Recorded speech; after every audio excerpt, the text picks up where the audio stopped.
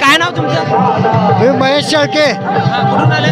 हे उत्तर सोलापूर देगाव. बरं, काय वाटतं आजचं दादांचं भाषण कसं असेल?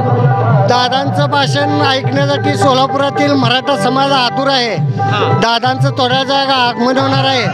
मराठ्यांच्या न्याय हक्कासाठी या ठिकाणी आमचा मराठा योद्धा, संघर्ष योद्धा मनोज जरांगे पाटील हे सोलापूर येथे येणार आहेत. आमच्या सिद्धेश्वर महाराजांच्या नगरीत त्यांचं आम्ही स्वागत करू आणि त्यांच्यामुळे मराठा समाजाला आतापर्यंत जे यश आलेलं आहे ते असं कायम राहील आणि दादांच्या या नेतृत्वात अखंड हा मराठा समाज त्यांच्या पाठीमागे खंबीरपणे उभा राहील आणि या सरकारने मराठा समाजाचे हे दुःख समजून दादांच्या मागण्या मान्य कराव्यात. मराठा समाजासाठी आम्ही शांततेचे मोर्चे काढत आहोत.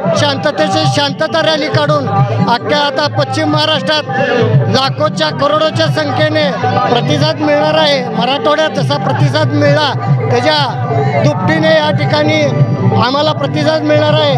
आम्ही या सरकारला सांगू इच्छितो की मराठा समाजाचे तुम्ही अंत पाहू नका. मराठा समाज एकदा खवळला की परत तुम्हाला जड जाईल. येणाऱ्या इलेक्शनच्या अगोदर मराठा समाजाचं आरक्षण मंजूर करावं, मराठा समाजाला आरक्षण मिळावं यासाठी प्रयत्न करतो. जय महाराष्ट्र. दादा कुठून आलात? काय मागणी आहे? मराठा समाज आरक्षणाची मागणी आहे. मराठा समाज हा आर्थिकदृष्ट्या अतिशय दुर्बल आहे. मराठा समाज आर्थिकदृष्ट्या अतिशय दुर्बल आहे आणि या समाजाची अतिशय वाईट अवस्था झालेली आहे.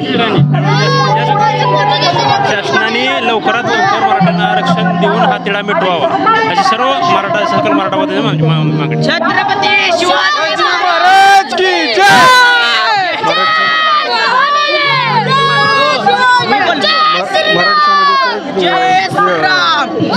जरांगे पाटील यांना 100% आमचा माढा तालुक्याचा पाठिंबा.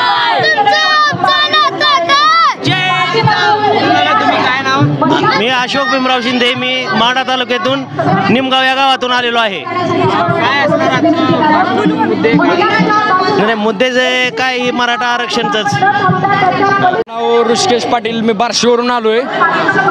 आमच्या सगळ्यांचं मराठ्याचं आराध्य दैवत छत्रपती शिवाजी महाराजांना वंदन करतो. तसंच छत्रपती संभाजी महाराजाला पण वंदन करतो. आमचा मराठा योद्धा श्री आमचे साहेब संघर्ष योद्धा मनोज जरांगे पाटील साहेब यांनी जे मराठ्यासाठी आता करतायत ते एक अविश्वसनीय आणि एकदम खंबीर नेतृत्व आहे. आज पस्तोर असे बऱ्यापैकी झाले, म्हणजे आरक्षणाचे मोर्चे भरपूर झाले, पण एक प्रामाणिक नेता जर प्रामाणिक म्हणलं तर समोर मनोज जरांगे पाटलाचा चेहरा दिसला पाहिजे. असं प्रामाणिक नेतृत्व आहे जरांगे पाटलाचं. आणि आमची मागणी एवढीच आहे की काही जरी झालं तरी आम्हाला फक्त आणि फक्त ओबीसी प्रवर्गामधनंच मराठ्याला आरक्षण हवंय.